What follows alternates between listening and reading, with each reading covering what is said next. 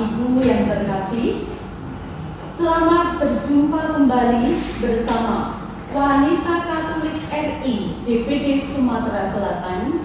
Dan dalam kesempatan ini kita akan bincang-bincang asyik bersama Ketua Yayasan Dharma Ibu, Kepala TK, SD, dan SMP Indriasana. Perlu diketahui bahwa Wanita Katolik RI DPD Sumatera Selatan memiliki yayasan, yaitu Yayasan Dharma Ibu, dan salah satunya karya nyata Wanita Katolik RI DPD Sumatera Selatan adalah mengelola sekolah yang namanya Indriasana. Dan kini telah hadir di hadapan kita Ibu Ketua Yayasan Dharma Ibu, Ibu DRA M. Budi Yuniarti. Selamat pagi Ibu. Selamat pagi. Bapak Kepala SMP Indriasana, Bapak Antonius Winarno SH. Selamat pagi Bapak. Selamat pagi Ibu. Ibu Kepala SD Indriasana, Ibu Antonia Kusmiati MPD. Selamat pagi Ibu. Dan Ibu Maria Yolanta SPD. Selamat pagi Ibu. Selamat pagi, Ibu. Baik, bincang-bincang kita hari ini di sekitar dunia pendidikan ya Bapak Ibu, akan saya awali dengan Bapak Winarno. Bapak, 2 tahun yang lalu kita dihadapkan pada pandemi atau lebih dikenal dengan COVID-19. Maka pembelajaran dilaksanakan di rumah ya, baik itu secara luring ataupun daring. Tentunya ada segi negatif maupun segi positif proses pembelajaran. Nah, Bapak bisa menjelaskan apakah segi positif dan negatif dari pembelajaran yang dilaksanakan secara daring tersebut? Silakan. Terima kasih Ibu. Berbicara tentang dampak positif dan negatif di dalam dunia pendidikan tentu sangat kompleks karena setiap sekolah itu permasalahannya berbeda-beda. Yang akan saya bicarakan di sini yang terjadi di SMP Indriasana. Dampak positif yang terjadi di SMP Indriasana, yang pertama, siswa dan guru lebih bisa menguasai teknologi secara online. Yang dulunya belajar tidak memakai Google Meet, yang dulunya belajar tidak memakai Edmodo, karena suatu kondisi terpaksa mereka harus belajar aplikasi tersebut. Lalu yang kedua, dampak positifnya, pembelajaran bisa bervariasi karena dikaitkan dengan suatu kondisi yang terpaksa kita harus belajar seperti itu. Lalu dampak positif yang ketiga, belajar di rumah, orang tua itu lebih bisa secara mudah mengawasi anaknya dalam pembelajaran. Itu 3 hal dampak positif di masa COVID-19. Lalu dampak yang negatif.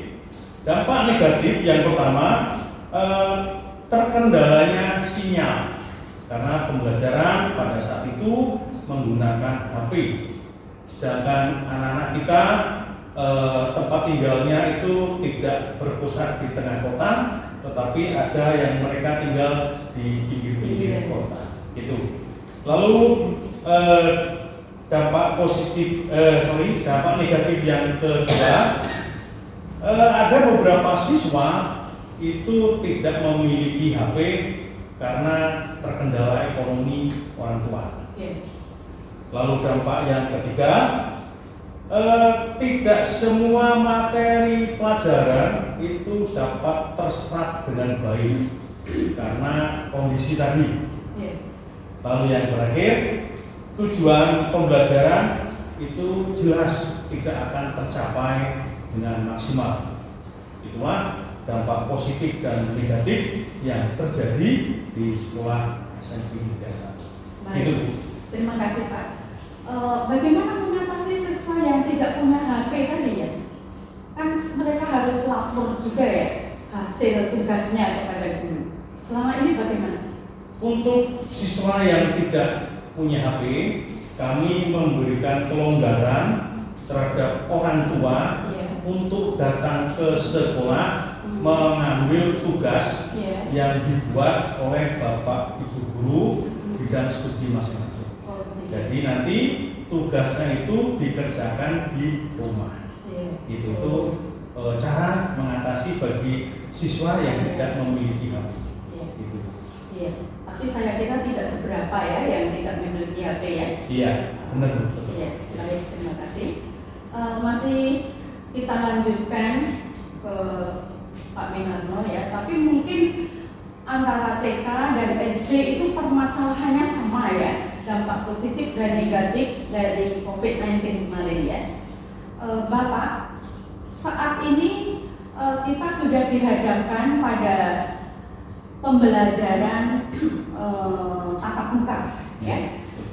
Bersamaan juga dengan kurikulum baru yang sekarang ya, yaitu kurikulum Merdeka Belajar, begitu ya. Nah, seberapa tingginya antusiasnya peserta didik dalam menghadiri pembelajaran tatap muka di sekolah, termasuk kehadiran mereka di kelas maupun dalam mengikuti kegiatan ekskul di sekolah, dan ekskul apa saja yang telah ada di sekolah kita. Oke, terima kasih. Setelah pandemi itu berlalu, mungkin anak-anak itu sudah merasa bosan belajar di rumah, maka pemerintah memberikan kelonggaran untuk belajar tatap muka. Nah, berawal dari pembelajaran tatap muka itu, antusias anak untuk datang sekolah itu begitu sangat tinggi. Itu terlihat ketika saya mengamati absensi siswa di setiap kelas. Hampir 99% siswa itu selalu hadir, kecuali mereka yang berhalangan, biasanya sakit gitu. Itulah antusiasi siswa dalam pembelajaran. Bahkan ketika pembelajaran sudah selesai, seharusnya anak-anak sudah pulang, tetapi mereka masih tetap di sekolah karena mungkin kangen dengan teman-temannya dulu. Nah, lalu kegiatan-kegiatan ekstra yang kami terapkan di SMP Widrasana itu kita bagi menjadi dua, ada ekstra pilihan dan ekstra wajib. Untuk ekstra wajib itu harus diikuti oleh seluruh siswa dari kelas 7, kelas 8, dan kelas 9. Yang pertama, kegiatan pramuka. Pramuka itu berkaitan dengan pendidikan karakter, maka itu diwajibkan bagi seluruh siswa. Lalu ada juga kegiatan ekstra yang lainnya yang sifatnya wajib, yaitu kur gereja dan pendalaman iman. Itu diwajibkan khusus bagi anak-anak yang beragama Katolik. Lalu ada juga ekstra pilihan. Anak-anak diberi kesempatan untuk memilih salah satu ekstra pilihan. Untuk ekstra pilihan di sekolah SMP Widrasana itu ada ekstra pilihan yang sifatnya akademik, itu meliputi klub bahasa Inggris, ada IPA, itu merupakan yang sifatnya akademik. Lalu ada yang keterampilan, lalu ada juga yang olahraga. Iya. Olahraga itu meliputi ada futsal, ada basket, ada bulu tangkis. Nah, untuk kegiatan ekstra kami terapkan ketika pulang sekolah, artinya di luar jam pembelajaran pada sore hari. Nah, untuk kegiatan ekstra ini anak-anak sangat antusias. Bahkan kadang-kadang anak-anak harusnya milih satu pilihan, ya milih 3 atau milih 2 karena begitu semangatnya anak-anak kita dalam kegiatan ekstra kurikuler. Mungkin itu aja, Bu. Ya, baik. Berarti tiap sore hari itu ada kegiatan ekskul ya, baik wajib maupun pilihan, begitu ya. Saya kira sama dengan SD dan TK juga sudah ada ya. Baik. Terima kasih. Kemudian tadi Bapak menjelaskan ekskul akademik tadi ya, 2 mapel, bahasa Inggris dengan MIPA ya. Antara akademik dan yang lainnya lebih banyak kemana pilihan siswa? Itu biasanya banyak yang IPA Club. Tetapi dalam pendaftaran kegiatan ini kami pilih, kami saring karena kapasitas tempatnya yang terbatas, alat-alatnya juga terbatas. Maka untuk kegiatan IPA Club itu kami batasi kurang lebih 25 siswa.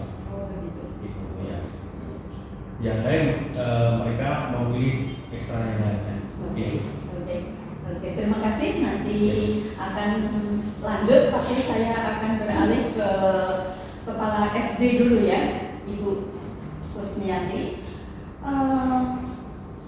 Dalam menghadapi kurikulum Merdeka Belajar, kemungkinan ada kendala ataupun merupakan suatu keprihatinan yang dirasakan oleh sekolah. Nah, bagaimana mengatasi atau bagaimana solusi mengatasi keprihatinan tersebut? Mulai tahun 2000, tahun pelajaran 2022-2023 kita sudah menerapkan kurikulum Merdeka Belajar. Memang itu kurikulum yang baru ya. Dan kita juga harus mengikuti karena itu perkembangan dunia pendidikan. Sementara sekolah kita itu berada di sekitar sekolah-sekolah yang baru berdiri, sekolah swasta banyak sekali.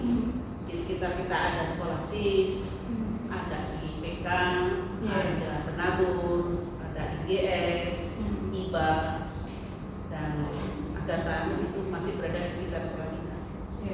Dan mereka sekolah tersebut fasilitasnya sangat menjanjikan. Sementara sekolah kita seperti ini pun karena perkembangan ya kita harus sedikit demi sedikit menyesuaikan supaya tidak ketinggalan.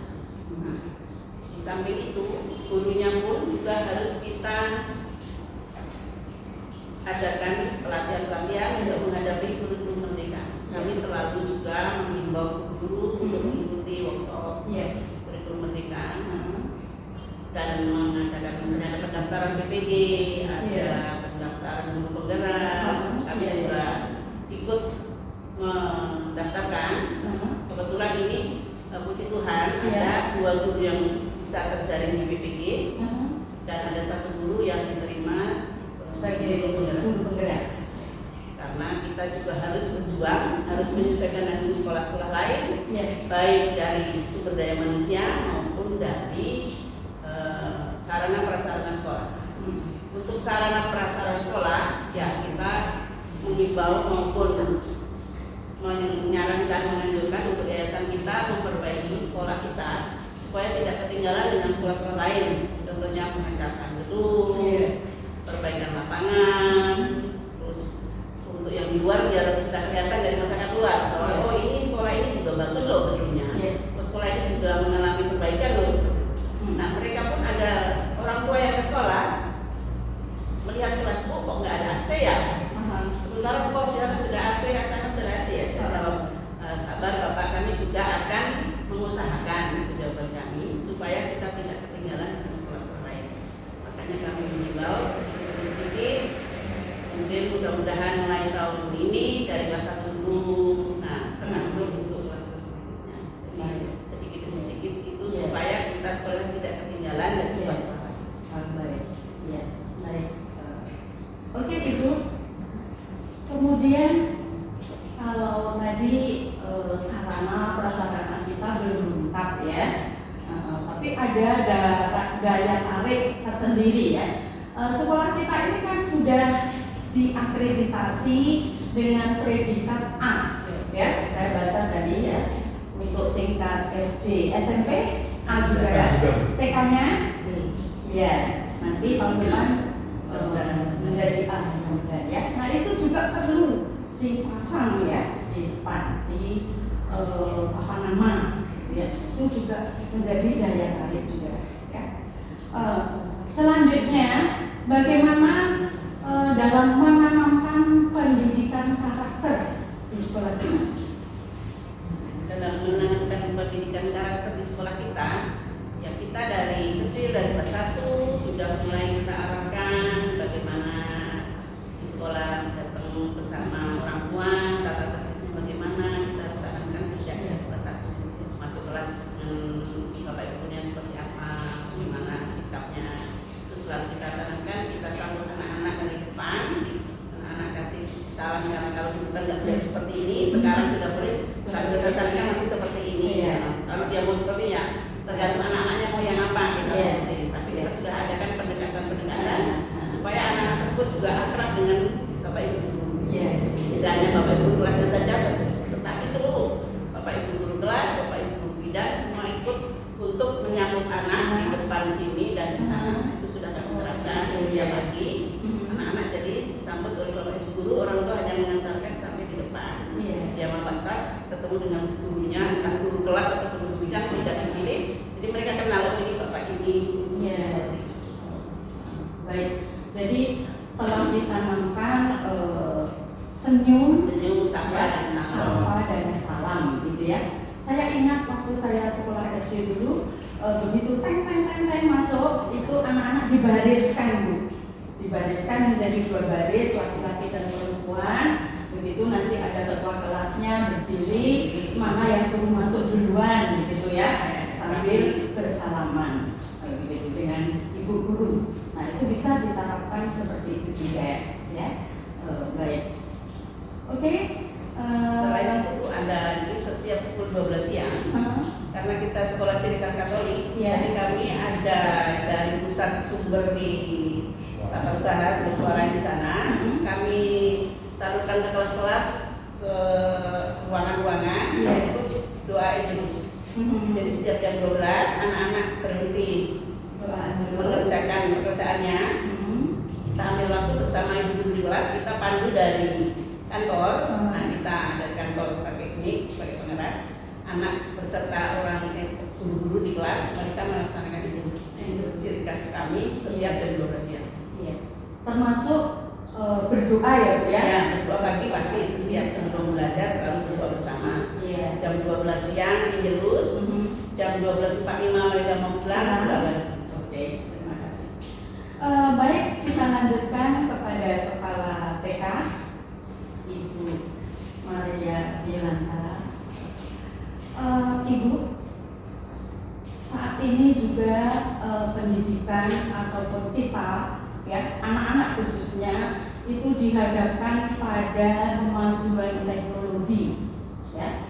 Nah, bagaimana dampak perkembangan anak dalam menghadapi teknologi tersebut, mungkin juga dalam penggunaan gadget di sekolah dan seterusnya. Terima kasih Bu. Untuk perkembangan teknologi untuk zaman sekarang dalam era digital gitu. Jadi pendidikan anak usia dini itu sangat berpengaruh. Jadi ada dampak positif dan negatifnya. Lalu anak-anak usia dini ini masih masuk dalam masa golden age, di mana mereka itu perkembangan otaknya itu mudah cepat meniru, mudah cepat mencontoh.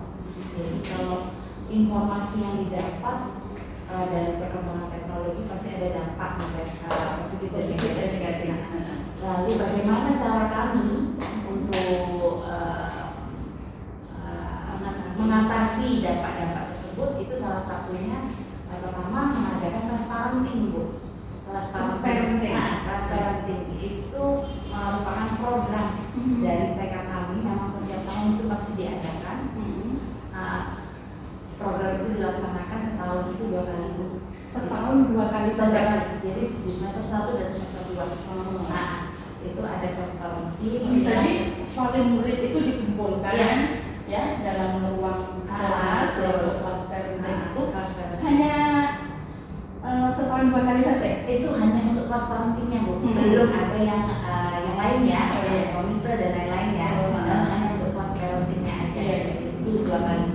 Nah, jadi di salah satunya memberi pendampingan kepada orang tua, memberikan informasi bagaimana mendampingi anak-anak dalam mengatasi perkembangan teknologi dengan cara pengasuhan positif bagi anak-anaknya. Nah, di sekolah juga untuk mendampingi anak-anak, guru-guru juga dibekali untuk supaya proses belajar itu tetap bermain sambil belajar. Jadi tidak otomatis anak-anak tidak menggunakan tidak menggunakan HP, tetap belajar bermainnya dengan belajar. Pokoknya pembelajaran yang menyenangkan. Pembelajaran yang menyenangkan itu tidak hanya di TK saja ya, termasuk juga di SD juga SMP Pak. Karena itu kalau ada anak yang ngantuk, cobalah kasih ice cream begitu ya. Oke. Lalu untuk penanaman pendidikan karakter sendiri seperti apa yang telah dilakukan di sekolah kita, Ibu? Oke, untuk menanamkan pendidikan karakter itu untuk anak usia dini sangat penting, Ibu. Karena tadi sudah kita bahas bersama, anak usia dini itu memasuki masa golden age di mana perkembangan otak mereka itu pesat untuk menerima informasi dengan cepat dan mudah ditiru. Nah, karena informasi itu cepat, kita harus tahu dampak-dampak positif dan negatifnya tadi. Lalu dengan pendidikan karakter dari sejak dini kita dapat membentuk moral dan akhlak mereka. Dengan cara apa, Ibu? Dengan cara membiasakan. Kita membiasakan berperilaku baik. Contoh, waktu pagi hari memberi salam saat datang, membantu teman, lalu mengajarkan teman mengucapkan terima kasih. Lalu kalau melakukan kesalahan jangan lupa mengatakan meminta maaf. Begitu. Baik, mungkin nanti kalau ada waktu kita lanjutkan lagi. Saya akan beralih dulu ke Ibu Ketua Yayasan Dharma Ibu Yuni. Tadi sudah disampaikan oleh kepala sekolah semua ya, dari TK, SD, SMP. Khususnya dari SD tadi menyampaikan bahwa sekolah kita itu dikelilingi begitu ya oleh sekolah mungkin negeri juga ya, negeri dan swasta. Khususnya untuk swasta yang memiliki sarana dan prasarana lengkap gitu ya. Nah, untuk itu kiat-kiat apa yang telah Ibu lakukan untuk menarik minat agar animo masyarakat itu meningkat untuk memasukkan anaknya ke sekolah kita? Baik, Ibu. Kiat-kiat yang kami lakukan selama ini adalah yang pertama, kita mengupayakan supaya penampilan sekolah kita dari luar itu terlihat rapi dan bagus. Jadi kita sudah mengupayakan pengecatan bagian depan, sehingga tampak terang dan terlihat baik, rapi. Kemudian berikutnya juga kami membongkar ketika itu kita punya semacam gaula dan itu sangat menutup sekolah kita ya. Tulisan TK, SD, SMP India sana itu tidak tampak karena gapura ini tadi dari luar. Ada letaknya strategis ya. Kemudian juga kita juga banyak mendapatkan masukan ya, kalau gapura itu pendek tidak dibongkar, seandainya terjadi apa-apa itu kita akan kesulitan. Amin-amin misalnya jadi kebakaran, mobil besar tidak bisa masuk. Nah, jadi itu kita bongkar, kita tata ulang sehingga tampak depan ya untuk sekarang ini Kelihatan ya terlihat sekolah TK, SD, SMP. Kemudian juga kita sudah dapat banyak masukan dari orang tua murid, juga senang melihat tampilan di depan itu karena sudah lebih rapi. Yang pertama itu ya. Kemudian dari SDM, kita dari yayasan tentu saja memperhatikan SDM karena ujung tombak dari sekolah itu adalah terutama guru dan karyawan. Karyawan membantu guru untuk memberikan, ya mengupayakan supaya fasilitas yang ada itu bisa rapi, bersih dan sebagainya. Nah, guru itu juga sebagai ujung tombak di depan kelas. Nah, kami untuk guru dan karyawan kita usahakan secara rutin itu memberikan pembinaan. Pembinaan melalui apa? Kita kerjasama dengan pembina dari Yayasan Dharma Ibu Justina yang kebetulan memang beliau berkecimpung di pemerintahan. Nah, kami berupaya untuk selalu bertanya kepada Ibu Justina apakah ada informasi-informasi baru yang kebijakan-kebijakan pemerintah untuk kemajuan sekolah, terutama tadi tentang kurikulum Merdeka Belajar. Nah, itu Ibu Justina juga memberikan semacam pembinaan kepada guru TK, SD, dan SMP di aula. Kemudian kita juga secara rutin setiap tahun itu mengadakan pembinaan berupa rekoleksi, ada wisata rohani, kemudian ada outbound juga kita sudah pernah laksanakan. Untuk apa itu? Itu kami berupaya untuk menumbuh kembangkan kerjasama yang baik dan kebersamaan sebagai satu keluarga, satu atap antara TK, SD, dan SMP, sehingga tidak ada pemisahan. TK, SD, itu kan TK, itu kan SD dan SMP. Jadi antara TK, SD, dan SMP itu bisa bersinergi dengan baik. Itu Bu yang namanya. Kemudian juga hampir setiap bulan ya kita secara rutin itu ngumpul kepala-kepala TK, SD, dan SMP itu di yayasan. Kita ngobrol santai sambil evaluasi apa yang terjadi. Kemudian ada informasi apa dari TK, SD, atau SMP. Nah, itu kita bahas bersama untuk kemajuan bersama. Walaupun perubahan itu tidak bisa langsung terlihat pada saat itu, tapi paling tidak kita sudah ada upaya untuk memperbaiki seandainya ada sesuatu yang memang kurang baik. Jadi kita ngobrol bareng bagaimana sebaiknya itu.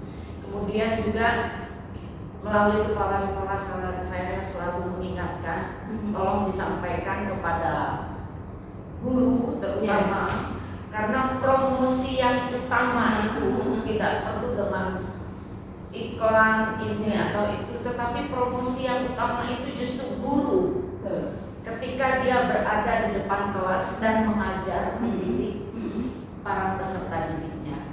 Karena disitulah anak mengalami, oh ketika saya diajar oleh Pak Winarno, ketika saya diajar oleh Bu Yolanta, ketika saya diajar oleh Ibu Kusmiati, ternyata menyenangkan. Kalau Bu Kustu mungkin banyak cerita ya yang menarik. Nah, Bu Yolanta itu sangat sabar mendampingi anak.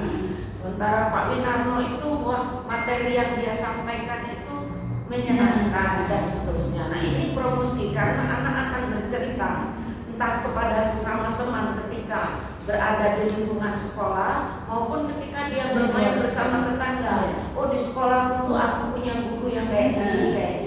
Nah, ini promosi yang utama. Nah, ini juga selalu kami sampaikan kepada kepala sekolah ketika kita ngobrol. Sementara kiat-kiat yang kami sampaikan. Baik, jadi kalau menurut Ibu tadi ya, Bapak Ibu kepala sekolah juga menghimbau kepada guru bahwa agar mereka itu dalam mengajar ya itu harus menyenangkan.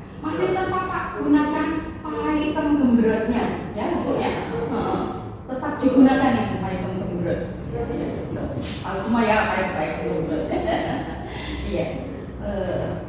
Baik. Selanjutnya, Ibu, bahwa memang sekolah swasta ya itu harus mempunyai nilai jual ya ataupun keunggulan begitu supaya mereka tertarik untuk masuk ke sekolah kita. Nah, keunggulan apa yang telah dimiliki oleh sekolah kita?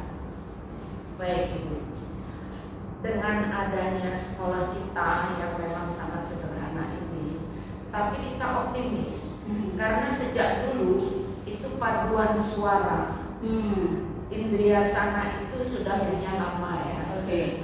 Terutama ketika lomba-lomba SD itu pertama ya, juga SMP ya. Kita juga berupaya untuk mendaftarkan ke paroki-paroki untuk mengisi paduan suara pada saat misa di gereja. Itu paroki yang kita pilih itu paroki yang memang terjangkau.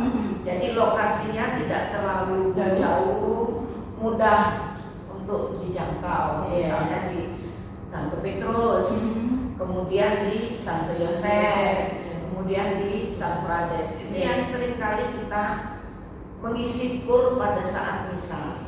Nah, akhir-akhir ini kemarin memang kita mendapatkan nilai yang sangat baik dari paroki ya, terutama di San Frades kemarin itu mereka memang tampil sangat baik dan umat pada saat itu memang langsung memberikan salam kepada Bu Hasni, Bu Siska dan juga guru-guru SD yang pada saat itu mendampingi anak.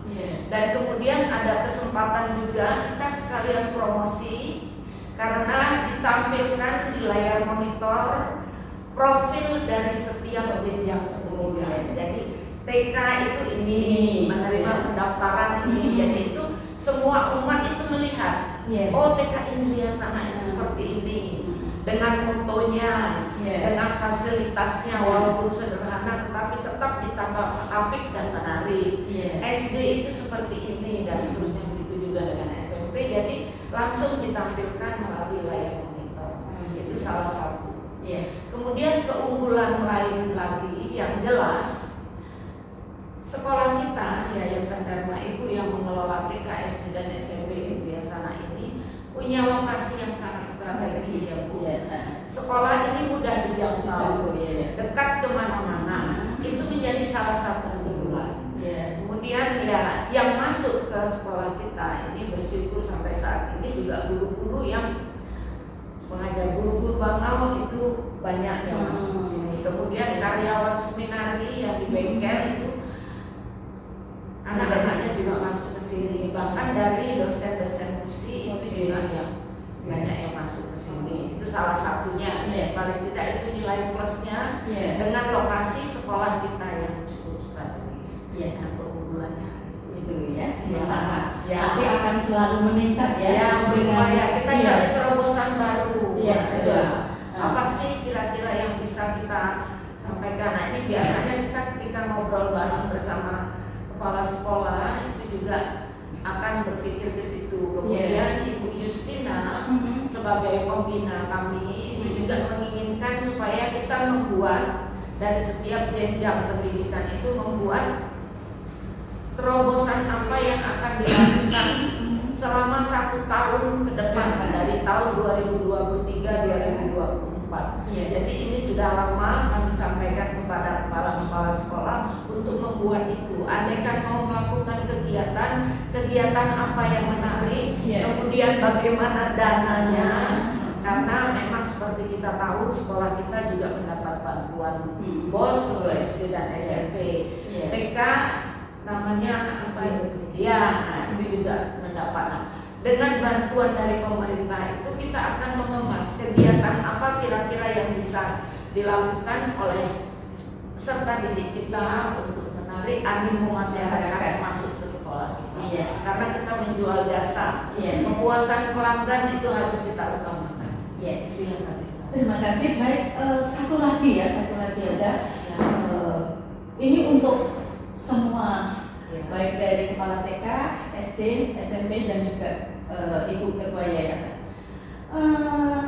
Apakah ada program pemberian reward ya, baik itu kepada guru maupun kepada peserta didik untuk istilahnya itu untuk memotivasi agar semuanya bisa makin meningkat begitu. Ya, kalau dari kepala SD ribetnya apa? Kami kebetulan semalam saya rangkum, kami berniat dan ingin mewujudkan untuk pemberian reward ke peserta didik. Kami sudah buat duta-duta untuk mewakili peserta yang lain. Ya. Di antaranya kami besok akan kami tampilkan di tanggal 8. Informasi sementara tanggal 7 kami akan pentas gelar seni P5 kelas 1 dan kelas 4 Di sekolah kami pakai panggung melibatkan orang tua peserta didik bersama kelas yang lain supaya mereka juga ada ini kan. Itu termasuk peningkatan minimum mudah-mudahan nantinya ya. Tanggal 8 kami akan pelepasan siswa kelas 6 beserta pengumuman kelulusan dan di sana akan kami kemas penentuan duta-duta para siswa untuk pemberian penghargaan dan penghargaan kepada guru karyawan. Kami sudah merangkum ada duta literasi, ada duta karakter, ada duta anti bullying, ada duta kesehatan, duta kedisiplinan, dan duta peduli lingkungan. Untuk siswa. Nah, untuk para guru kami juga sudah merangkum malam baru ini saya ingatkan guru berprestasi untuk memberikan penghargaan kepada guru, guru terbaik, guru terdisiplin, guru tersabar, guru terfavorit, guru karyawan peduli lingkungan, guru karyawan tertib administrasi, guru berloyalitas atau berdedikasi tinggi, serta guru kreatif dan inovatif. Itu yang sekali setelah kami rencanakan dan nanti akan kami sampaikan di acara ketika pelepasan kelas 6 karena kami juga mengundang para orang tua kelas 6 salah satu dari mereka untuk hadir supaya kita ada kerjasama antara orang tua siswa dengan sekolah. Bagus sekali. Mudah-mudahan nanti terlaksana dengan baik ya Ibu ya. Dari SMP ada juga? Untuk pemberian reward kepada siswa, kami kurang lebih hampir 4 tahun ini bekerja sama dengan Erlangga. Jadi untuk setiap semester bagi siswa yang peringkat 1, peringkat 2, peringkat 3 dan juara umum, kami selalu memberi piala. Nah, piala itu terkadang ketika diberikan pas upacara, harapan kami agar siswa-siswa yang lain bisa tertarik untuk bisa berprestasi seperti mereka. Itu setiap semester genap, setiap semester ganjil itu selalu kami berikan reward piala. Piala itu boleh dibawa pulang? Boleh. Sekolah boleh memiliki duplikatnya begitu ya? Iya. Dari TK sendiri? Kalau untuk TK sendiri karena ini anak-anak usia dini, jadi semua kami anggap semua mendapat. Nah, kalau dibedakan nanti salah satu anaknya pasti akan merasa iri, ada yang menangis. Makanya kami dikasih semua, tetap ya namanya lagi kembali supaya menyenangkan. Gitu. Dari yayasan Ibu? Ya, kalau dari yayasan yang sudah terpikirkan oleh yayasan yang selama ini sudah dilakukan melalui sekolah itu mereka yang berprestasi entah menang lomba atau apa diberikan piagam. Ya, kemudian diberikan pialanya itu dibawa pulang oleh anak. Biasanya kan untuk sekolah biasanya kan seperti itu. Jadi yang dibawa oleh anak itu duplikatnya. Kemudian piagam ini selalu diberikan mengapa? Karena ketika dia akan masuk ke jenjang sekolah berikutnya itu akan menjadi bahan pertimbangan tersendiri. Ya, nilai plus untuk anak itu. Iya.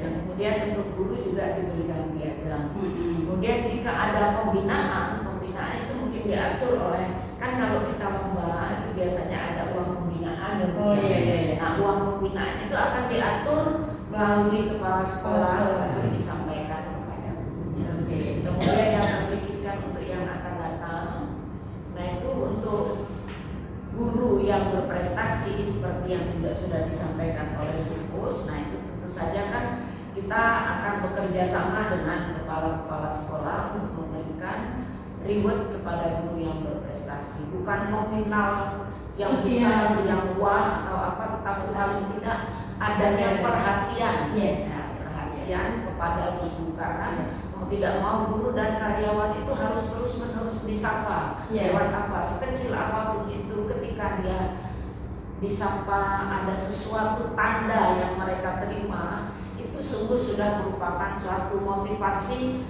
untuk menimbulkan gairah mereka pada saat bekerja. Itu yang dilakukan. Iya. Terima kasih. Dan selanjutnya di sini telah hadir juga Ibu Ketua Presidium Wanita Katolik RI DPD Sumatera Selatan, Ibu TH Yuni Astuti. Dalam hal ini Ibu akan memberikan kesimpulan dari hasil bincang-bincang kita bersama Ketua Yayasan, Kepala TK, SD, dan SMP. Monggo Ibu. Terima kasih Bu Syafri. Sebenarnya saya mungkin bisa menjelaskan yang seperti tadi Ibu sudah jelaskan dari awal, bahwa Yayasan Dharma Ibu yang memiliki sekolah TK, SD, dan SMP itu adalah milik Wanita Katolik RI sebagai wujud nyata karya pelayanan dalam bidang pendidikan, yang kalau kita ulas balik, yang tadinya sudah 50 tahun lebih, dimulai dengan berdirinya TK, dan saat itu berkembang dengan baik. Maka setelah meluluskan TK daripada nanti keluar ke sekolah lain, maka ya ini sudah langsung dibentuklah SD. Lalu untuk melancarkan hubungan ke dinas, dibentuklah yayasan, yaitu Yayasan Dharma Ibu. Dan kemudian memang saat itu berkembang dengan pesat dari masyarakat sekitar, yang putra-putrinya berminat dimasukkan di sekolah Indriyasana. Sekolah Indriyasana adalah sekolah milik mereka di seluruh Indonesia. Sekolah-sekolah yang di bawah naungan Yayasan Dharma Ibu harus memakai nama Indriyasana. Dan kita boleh juga bangga bahwa Indriyasana di Palembang ini mempunyai TK, SD, SMP yang satu-satunya milik Wanita Katolik RI di Indonesia yang sudah mencakup sampai jenjang SMP. Memang banyak sekali di Indonesia, tapi saya perhatikan untuk mereka kebanyakan ber-TK. Ya, TK dan satu DPD itu bisa mencapai 30 TK seperti di Jogja. Tapi TK ya. Sedangkan kita di sini memiliki jenjang TK sampai SMP. Nah, saya juga sangat berterima kasih kepada Ibu Bumiati sebagai Ketua Yayasan Dharma Ibu, Ibu Kusmiati selaku Kepala SD Indriyasana, Ibu Yola sebagai Kepala TK Indriyasana, dan Pak Win sebagai Kepala SMP Indriyasana, yang saat ini sekolah kita memang berada di tengah kota, tempat yang strategis, tapi kita berjuang keras untuk dapat bersaing dengan sekolah-sekolah yang bermunculan di sekitar kita. Sekolah-sekolah yang lengkap dengan fasilitas dan begitu menggiurkan, mengiming-imingkan masyarakat di Palembang yang sepertinya sangat tertarik dengan keadaan yang serba Khususnya pesarananya. Maka saya sangat berterima kasih kepada Ibu dan Bapak yang di sini yang berjuang dengan keras dengan segala cara untuk mempertahankan sekolah ini tetap eksis, tetap diminati oleh masyarakat, sehingga tetap mendapat murid-murid yang cukup untuk kita didik. Meskipun itu dengan perjuangan yang sangat berat ya Ibu ya. Ya, sekali lagi karena berada di tengah kota, dikelilingi dengan bermunculnya sekolah-sekolah swasta yang begitu memikat.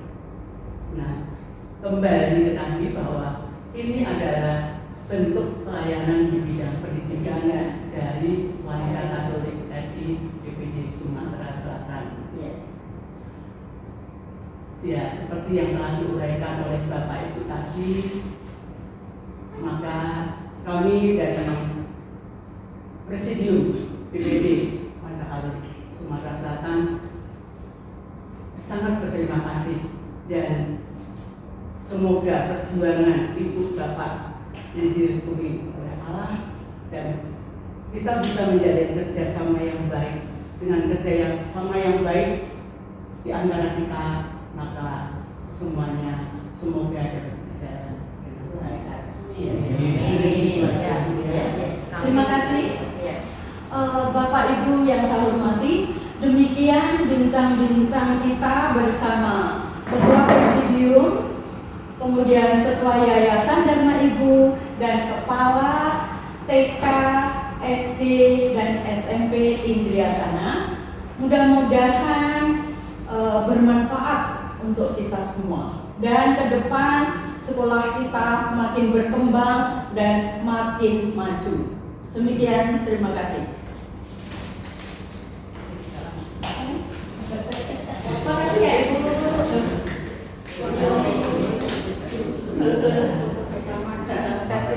Terima kasih. Yola, maaf ya, dua.